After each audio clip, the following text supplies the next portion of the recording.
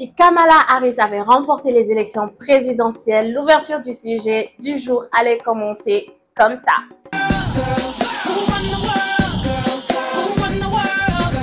Et finalement, vu que le grand gagnant des élections américaines est Donald Trump, on va plutôt commencer avec ça.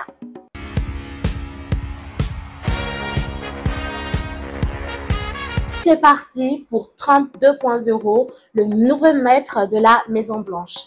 Alors me direz-vous, en la du ni élection là? Eh bien, en tant qu'Africains, cette élection aura des impacts sur nous, mais surtout doit nous servir d'exemple. Focus sur le sujet du moment.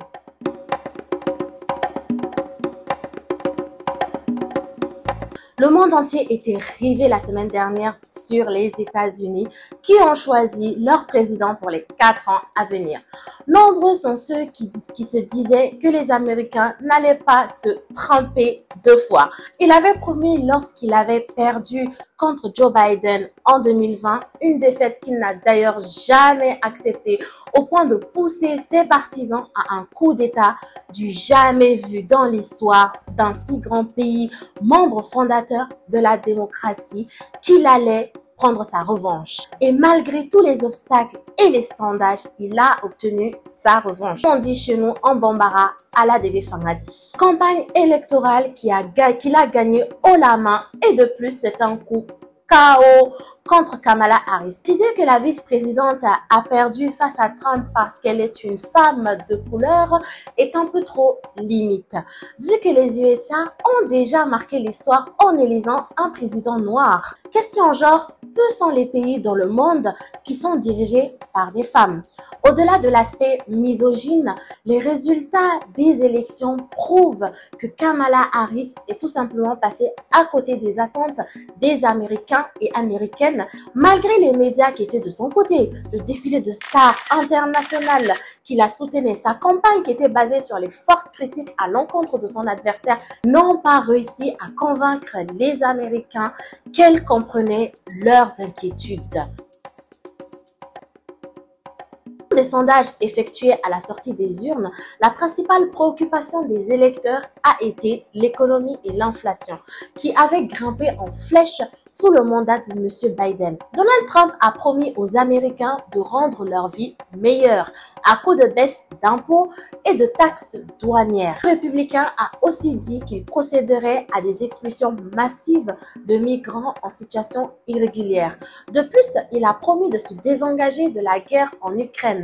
Une guerre où nombreux sont les Américains qui critiquent les dizaines de milliards de dollars dépensés par les États-Unis. Alors, malheureusement pour Volodymyr Zelensky, il y a de sérieuses chances qu'il perde son allié de taille de la manière dont il est en train de perdre du terrain contre Poutine. Qui concerne la guerre à Gaza, plutôt le génocide télévisé à Gaza, Trump s'est toujours positionné comme un fervent défenseur d'Israël. Mais il aurait demandé à Benjamin Netanyahu, lors du voyage de celui-ci aux États-Unis en juillet dernier, de mettre fin aux hostilités avant qu'il ne revienne aux affaires en janvier 2025. On ne sait pas très bien comment il parviendra à concilier son désir d'apporter un soutien fort aux dirigeants israéliens qui sont très influents aux USA et sa volonté de mettre un terme à ce génocide.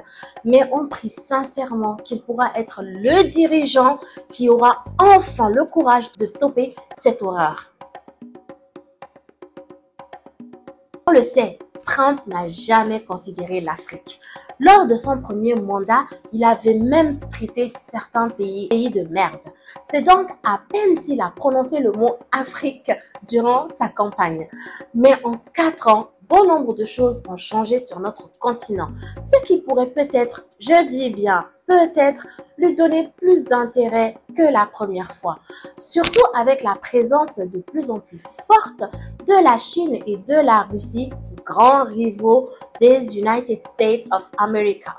Grâce à l'AGOA, des produits de certains pays africains ont un accès libre de droits de douane sur le marché américain. Mais avec l'élection de Trump et sa politique de vouloir augmenter de 10 à 20% les frais de douane universels, les exportateurs africains n'auront plus cette gratuité si la décision est appliquée. Cependant, Trump, lors de son premier mandat, avait mis en place des structures qui prouvent qu'il a quand même un intérêt. Prosper Africa et la Development Finance Corporation vont sûrement continuer leurs activités afin de garder son influence en Afrique face à ses rivaux. Et qui sait, peut-être leur présence sera même plus importante. Évidemment, sur le plan sécuritaire, la Russie est aujourd'hui très présente, surtout dans les pays de l'AES, une présence qui avait alarmé les États-Unis. Mais l'on sait que Trump est loin de détester Poutine. Alors, difficile de l'imaginer en tant que rival sur le plan sécuritaire. Cependant, le personnage est tellement imprévisible qu'on peut en réalité rien prévoir. Les mois à venir nous en diront plus sur le sujet. Et vous savez quoi? Il y a une forte ressemblance dans l'idéologie de Trump et celle de notre président général d'armée Assimi Goïta. Il aussi centre sa politique nationale sur le Mali d'abord. Et dans ce sens, le président de la transition, peu importe les décisions, que cela plaise ou non à la communauté internationale, avec le risque d'être isolé, eh bien, il les prend. De même pour Trump. Aujourd'hui, les partenaires qui veulent travailler avec nous à Djaraouye, à Madjaouye, doivent d'abord respecter le cadre des 3 principes clés qui guident les actions de la transition. Finally, ce ne serait pas exagéré de dire que certes, nous n'avons pas le poids des USA, mais le désir d'une souveraineté sont des idéaux que ces 2 présidents partagent profondément. La stratégie de Trump prouve que nous avançons dans un monde où il est primordial que les Africains se concentrent sur leur souveraineté nationale, si elles désirent être libres et prospères like the USA. Une chose est sûre, c'est qu'avec son retour au pouvoir, les changements seront énormes dans le monde, ce qui nous touchera directement ou indirectement, en espérant bien sûr que ce sera plus positif que négatif. J'espère que cette vidéo vous aura été utile. Abonnez-vous, vos avis en commentaire et surtout, prenez soin de vous et de vos proches. À bientôt!